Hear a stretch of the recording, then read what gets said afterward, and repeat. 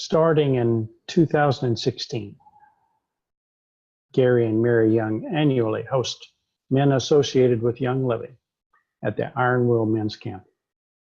The camp is a one-of-a-kind experience designed to take good men and fine-tune them into Young Living warriors. The location of the camp is on the Young Living Skyrider Wilderness Ranch, located in the Uinta Mountains of eastern Utah. I will share with you my personal experiences during the 2017 Iron Will Men's Camp and compel every man associated with Young Living to attend Iron Will.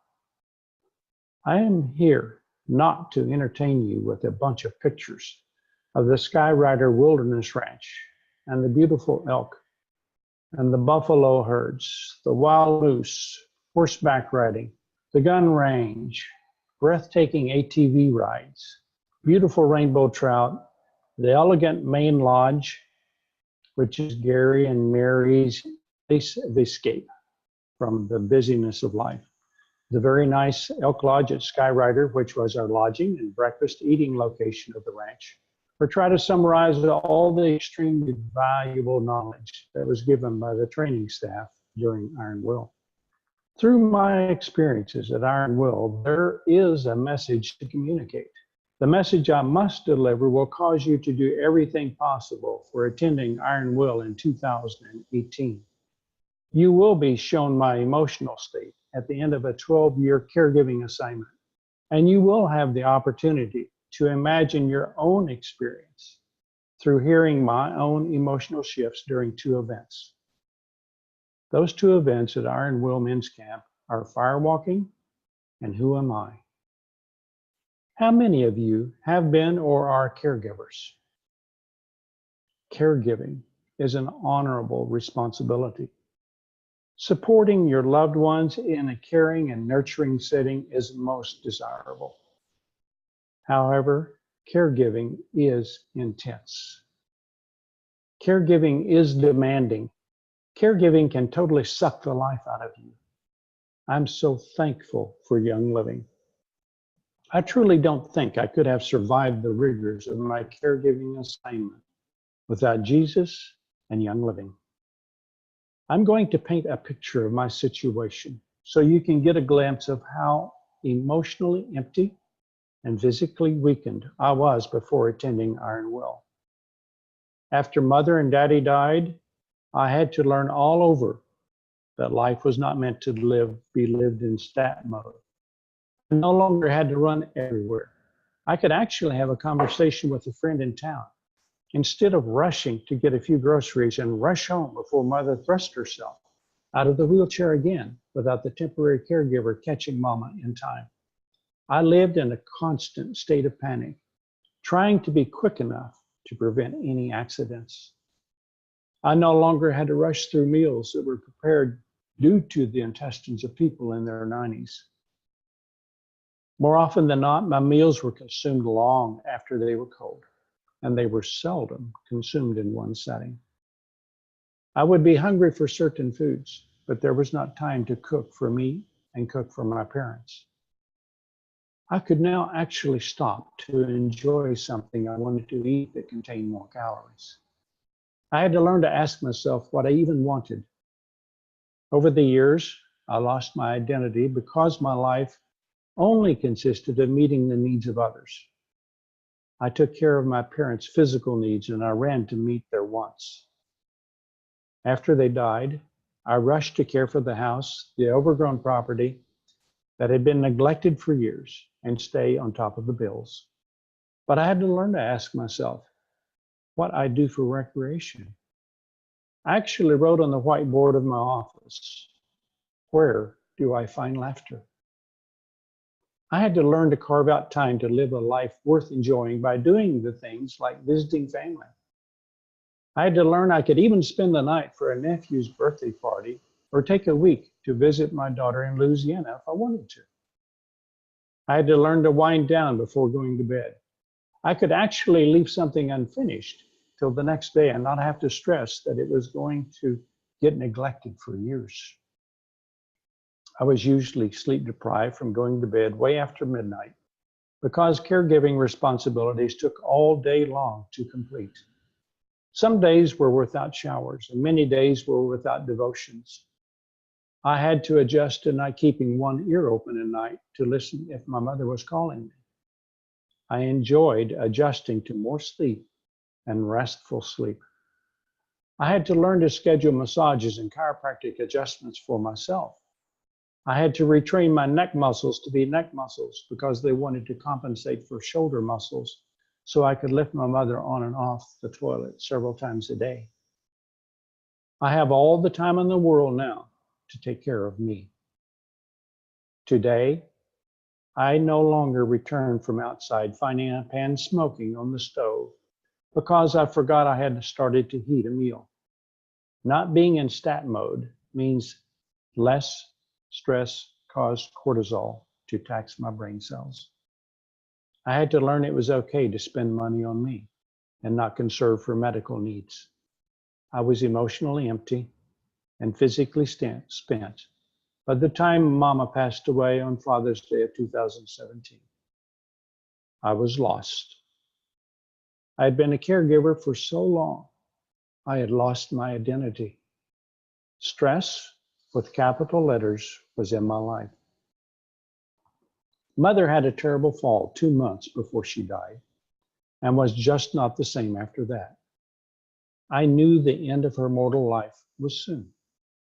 I began to think about what I was going to do with my life after she was gone. I thought a lot about a vision I was given in 2014. In 2014, I saw a vision with more faces than could be counted. I was standing on an elevated point. Those precious people were standing shoulder to shoulder. As far in the distant horizon as could be seen, there were faces. As far to the left in the horizon, there were faces. As far to the right as could be seen, there were faces. Those faces had expressions which represented every emotional and physical need known to man. Those faces represented the human race around the world. And they were all focused on me to facilitate their needs. I knew from this vision that I had another assignment after caregiving. After Mama passed, I didn't know where to start. I needed a paradigm shift. I didn't know how to shift from caregiver to building a wealth that would allow me to meet the needs of the people I saw suffering in my vision. 2 weeks after Mama passed, I saw a notice regarding the Iron Will Men's Camp. You see, visiting the Young Living Skyrider Wilderness Ranch has been on my bucket list ever since Gary purchased the property. So I clicked on the link and I studied all the objectives and location of the event. Then I clicked on the registration link and swallowed hard. I had just buried my mother, and the funeral expenses were significant. And to register for an event that was just 4 weeks away and cost over $1,000, well, I just wasn't emotionally prepared for such a financial obligation. In my emotional brain, my left hand swept the thought of attending Iron Will off the table, and I said out loud, not this year. But Iron Will would not leave my mind. My sweetheart said, Don, you can't afford not to go. You've been wanting to learn how to go from caregiver to Royal Crown Diamond. In the 12 months that will pass anyway, until next year's camp, you can delay fulfilling the vision because all you know how to be is a caregiver. Or you can speed up your healing from losing your loved one and gain a skill set to become Royal Crown Diamond by attending Iron Will in a month from now. With a new skill set, you can earn bigger money sooner, which in itself will pay for the registration and any travel expenses. So I went to prayer. Isn't it wonderful to have access to a Heavenly Father who knows all the answers? When I realized that God wanted me to attend Iron Will and the camp would shift me the fastest from being caregiver to implementing the 2014 vision, I opened my laptop and registered. My energy level immediately went from the floor to the ceiling of the room and stayed at that level until long after the camp. Every day for the next 4 weeks, I woke up with an eagerness to receive what God had in store. Now, I had to get physically ready to attend Iron Will. Anyone who has lost a loved one knows how much energy you don't have. The Iron Will agenda included time in nature doing the things I enjoy, like fishing, ATVs, the gun range, horseback riding. I was too weak to even walk downhill and back up to the house, less than a quarter of a mile. In the next 4 weeks, God took me from that condition to a point where I was able to walk rapidly at 6,500 feet in elevation in the Uinta Mountains, keep up with everyone, skip naps, participate in special projects, and stay up late while learning from others. Isn't God good? An average day at the camp started with breakfast at the Elk Lodge and a short walk to the main lodge, where classes started at 8:30 a.m. Classes were taught by Gary and Mary, Young Living brand ambassadors, Royal Crown Diamonds, Dr. Winker. Where can you go today and have personal time with Gary Young?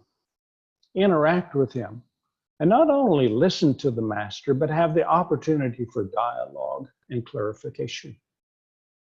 We received instruction on male energy, building a strong relationship with God, effectively communicating with the female brain, assessing thought patterns and harnessing the mind, eliminating fears, the importance of self-care, and how to grow a young living business. Lunch was always a great opportunity to network or eat with someone like Dr. Winker. Every day was a flex schedule because Gary would lengthen or shorten sessions to cover issues he detected among the students. A typical day would find us in class all morning. Then we'd have lunch. Afternoon classes often were longer than planned. Activities in the late afternoon. We often had evening sessions until 7 p.m. My first activity was fishing for rainbow trout. Second day, I missed horseback riding because I went to change clothes, but rode shotgun with Gary to the top of the mountain in an ATV. I was certainly thankful to have been with Gary because those behind us in the ATV caravan van ate a lot of dust. This is Scott Schuler, and he said after the ride, looks like I need to refine my savvy minerals blending techniques. The third day, I rode horses. At other times, we would team up and do service projects to improve the ranch. We'd finally have dinner and stay up until 11 p.m. visiting with each other. We had all week to work on us. The last night of the camp was the firewalk. Firewalking is a tool that Gary uses. Gary has taught firewalking for over 30 years.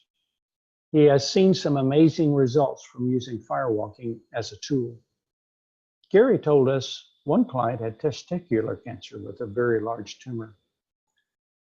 Another client had uterine cancer with a tumor being the size of a grapefruit. When those clients walked the fire, the tumors could not be found the next day utilizing diagnostic equipment. When Gary teaches firewalking, he teaches you how to manage your emotions, how to leverage your mind, how to identify your fears and assess the risk associated with the fears, how to eliminate fears, and how to focus so you can blast through a mountain. Human fear is crippling. Fear is a severe limitation to positive progress. What is greater than fear? The risk involved is greater than the fear, and we just usually lump it all together. Gary taught us to role play in our minds when making a decision. He said, ask yourself, what is the worst thing that can happen? Then you ask, Can you deal with the worst case scenario? And after you've got your head around those two questions, can you make fun of it? Gary used his Alaskan dog sled races as an example for role-playing our fears. Gary had some serious health issues, his heart. The worst thing that could happen on the trail would be to die miles from nowhere. Gary's body could be eaten by the wild animals, and his family would not know exactly what had happened to him.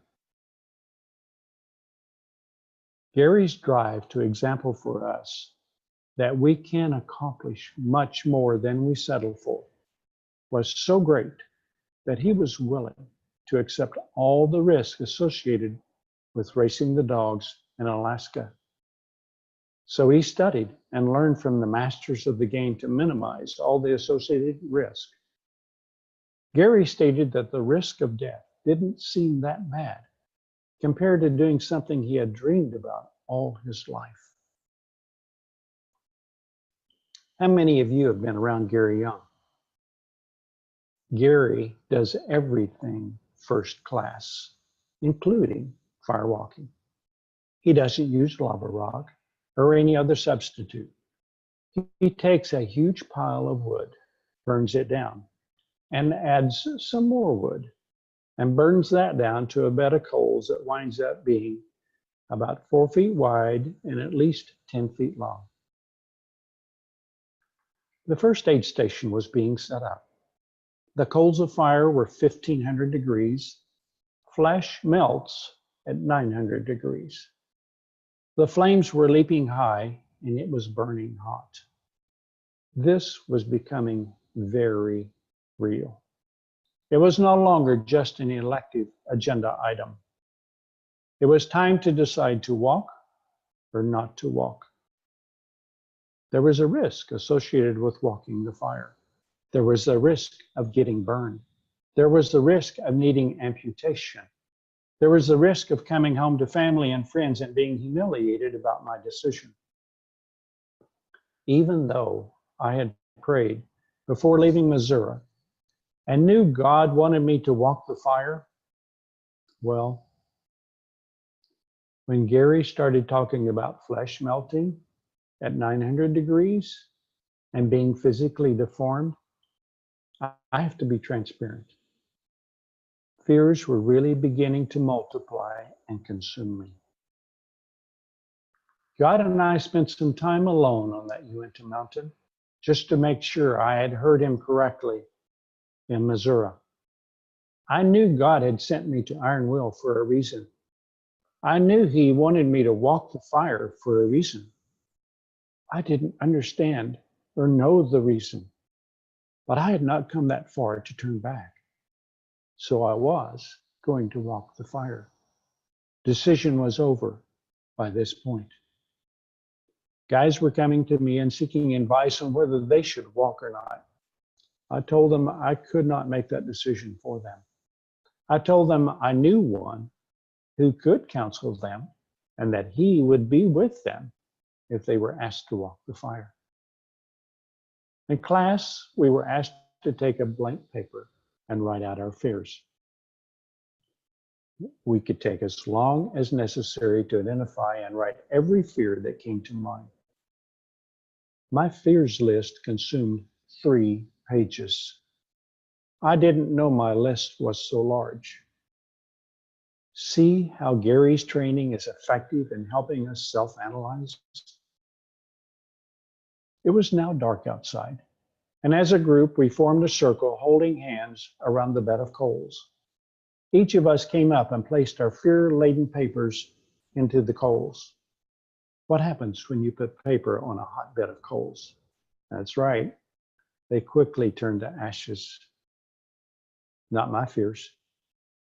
They laid on the coals and didn't even smolder, while fears all around them were already unrecognizable ashes. In my head, I was going, whoa, no way. Those fears are some tough dudes. And in reality, they were tough and they were very limiting. I was a fear analyzer. I could take a fear and examine it so thoroughly that my stomach would just turn into a knot. Was that healthy? No. It was a huge limiting and energy robbing factor. So here were my fears just sitting there on the coals and not even smoking, because I still hadn't let go of them at this point. The challenge was on now, and with my eyes locking on those pages, the stare down began. I was determined to let go of my fears. I now knew why I came to Iron Will. I had a vision to fulfill, and I couldn't go home till I released the things that held me back from my vision. Finally, you could see a tiny bit of smoke coming up around the fears. I understand that now everyone else's fears were gone, and they were beginning to walk away, not me. It was a stare down contest now. It was a battle to the finish. The sheets of paper lost the contest and erupted into flames and disintegrated. Then we returned to the classroom with Gary taking us through exercises of imagining graphic and gripping fears of falling, getting burned, etc. At this point, you could hear grown men weeping and or snuffing their noses from dealing with heavy and raw emotions. But also picture a very caring, safe, and nurturing environment as those emotions and the human reactions to those emotions manifested. Gary then takes you through exercises which teach you how to utilize your mind to focus and remove those fears. For example, during the final class preparation for the firewalk, Gary had us to utilize our mind focusing training to imagine we were walking in water or walking in snow. This was utilized to allow our minds to keep our feet cool while walking the fire. Then he taught us how to move water in our body to the soles of our feet with our minds. Let me tell you, I pumped water to my feet big time. So much so that I still had edema the next day, and I never have edema. I decided I was walking that fire, and I was doing everything possible for a successful firewalk. Then we all left the classroom and formed a large circle around the bed of coals while holding hands. Next, Gary walked the coals of fire and returned to receive anyone who chose to walk. Do you see what kind of leader Gary is? He never asked anyone to do what he won't do himself.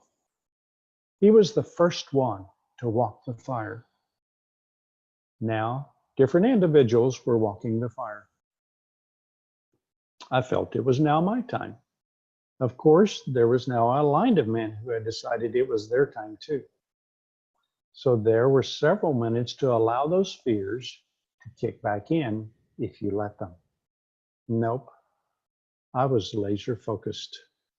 This was happening. I was eager to become a new man. Now it was my turn. Now was the defining moment of Iron Will for me. I looked at the bed of coals. I focused on Gary standing at the other side and started walking. I could hear my feet making the same sounds Gary's feet had made as I walked several feet through the bed of coals. Then Gary raised his arms and embraced me, saying, "You did it, Don." And you know what? I could hear the crunch of the coals, but it felt like I was still walking in the grass as I crossed the live coals. My feet didn't even feel warm. They felt cool like walking in a snowbank. I then returned to the circle of men. Suddenly, a man came running over to me and gave me a giant bear hug, thanking me for my support. He was one of the individuals who had asked if he should walk. He had just walked the fire. This is the fire walking area the next morning. And by the pattern you see, you can tell that Gary has freshly laid down some sod. And so that's what the squares represent there. But you can see where the bed of coals are, and you can see where the black trail where we walked out through, and Gary was standing at the end of the black trail. This is a close-up view of the coals the next day. And you can tell from this that my feet survived just fine. And then here's Joseph, the youngest participant under Gary's firewalking teaching at the age of 13. Let me share some other participants' experiences. The first one comes from the 2016 Iron Will Men's Camp. That camp had 87 attendees. Of those 87, 9 of them had divorces filed. Those 9 precious men received the tools of Iron Will to return home, reconcile their marriages, and those families are still together today. What is the value of a marriage? Do you think those families ever felt like the investment to attend Iron Will was a mistake? A man at the 2017 camp stood up and announced that he was there against his will. His wife had signed him up without his knowledge. And his wife used the daughter to communicate that he had been signed up. To which the dad responded, "Well, she better get her money back." The daughter responded, "Dad, you can't get your money back. It's use it or lose it." So he came for a vacation to utilize the investment. He told us how thankful he was to be there, that he had learned so many valuable lessons, and he was better prepared to return home, develop a healthy dialogue with his wife, and ask how he could better assist her with the Young Living efforts. There is so much to share. Let me share one more powerful experience and I will close. I call this experience, Who Am I? As the camp was drawing to a close, I realized that time was needed to get alone and ingest the massive amount of information received. God put it in the heart of Gary to allow me the opportunity of staying on the ranch for a couple more days in the bunkhouse, which was a farmhouse also on Gary's property. During one of the class exercises, Gary told us to ask the question, who am I? Not who you've become through the twists and turns of life, not who your parents said you are, not who your school teacher said you are, and not who your friends said you are, but who are you created to be? For the 2 days I stayed in the bunkhouse, I was determined to find an answer to the question, who am I? The setting of the Skyrider Ranch is that of a high mountain valley. There are beautiful forests covering mountains all around. A large clear water stream runs through the valley, and strategically placed are fields of einkorn growing, fields of elk and buffalo, fields of lush alfalfa to feed the animals, and the majestic mane and elk lodges. I didn't want to return home, back to my old life. I must answer, who am I, in order to go home to a different life. I needed to hear from God. For hours, a blank page of paper was laying on the table, pen in my hand, asking, Heavenly Father, who am I? I wasn't getting anywhere. Nothing was coming. Then there was this nagging in my mind about something that was needed out of the car. The nagging became so distracting that I decided to go to the car. The second I opened the bunkhouse door, this is what I saw. It literally took my breath. And I said out loud, oh, you are a God of promises. After basking in the brilliant glory of the radiant colors and being very present, I said, who am I? Immediately, image after image after image came to me, depicting who am I? In those images given, I was not wearing clothing like I'm dressed in today. The apparel was more like the robes depicted by artistic descriptions of Moses, Joseph, and others in biblical Middle Eastern times. In each image, I was dressed the same. The settings would change to communicate the different facets of who am I. After the images stopped coming, I then returned to the bunkhouse to capture in words the meanings of the images. Some of the facets of who am I are: I am truth seeker. I am trailblazer. I am facilitator of refuge. I am righteous light. And there were more that are too sacred to share. Let me tell you why I was given a double rainbow. I like to double certify many things. In the past, God has given me an answer, and I would ask further questions to cross-check his answer. He gave me a double rainbow as a double certification of who am I. I accept it. I don't need to double certify any longer. The lesson learned from the double rainbow is to take what God tells me the first time. Don't hesitate, but do like Abraham. The scripture says, Abraham got up early in the morning. And do like Moses. Scripture says, and Moses did according to the word of the Lord. Life after Iron Will has been dramatically different. I have the peace of knowing who am I. I have gone 69 years without this answer. I have it now. An unmeasurable amount of energy has been released for productive good, since fears have been burned up in the fire. There is a surety of my assignment, and that young living is a large piece of the vision. After returning home, you could not imagine how many times I would begin jumping back into the fear analyzing mode with my stomach beginning to knot up. Wait, I would say to myself, I burned you up in the fire. Then my stomach would start relaxing, and the negative energy from that fear would just melt away.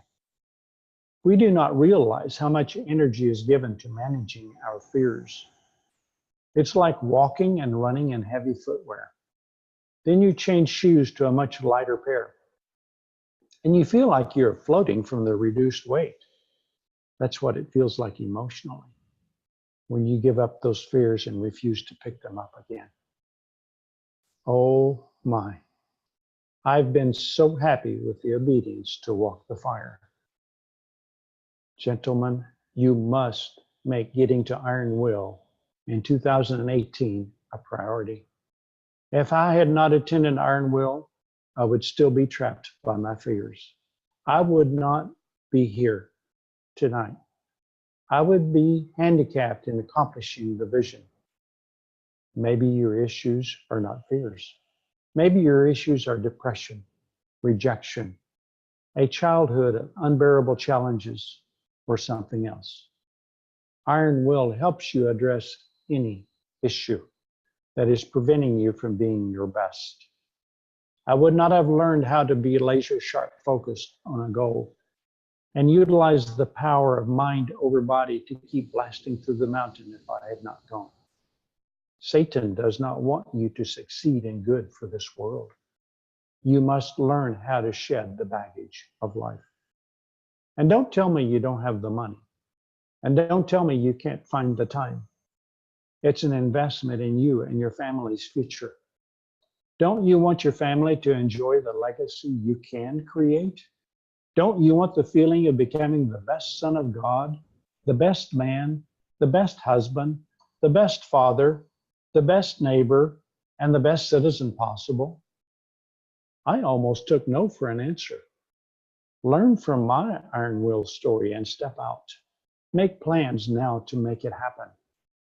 I can't adequately describe the peace experienced from the Iron Will training. My life has permanently changed. Will life be a bed of roses for me? Absolutely not. But I was given the necessary tools to release my fears. Those tools have also allowed me to quickly identify and deal with any fears that tried to resurface. All the baggage of life takes precious energy. You don't comprehend how much of your energy is consumed by your issues until they're gone. I didn't understand. I had no idea. It was only after my personal growth experiences at Iron Will that I could tell the difference. The difference was huge. It was unbelievable. Now, all the emotional and physical energy is available for accomplishing the vision. God loves us. He wants the best for us. He was faithful and met me on that Uinta mountain. God proved himself trustworthy at Iron Will. He caused a change in me, a change that will help me accomplish the 2014 vision. My trust in God deepened. God met me on the Uinta mountain many times. God will meet you on the mountain at Iron Will. These are the dates for the 2018 camps. August the 7th through the 12th of 2018 is the level 1. Level 1 is a prerequisite for level 2. Yes, I am going to register and be present at the September 4th through the 9th level 2 camp. God bless you.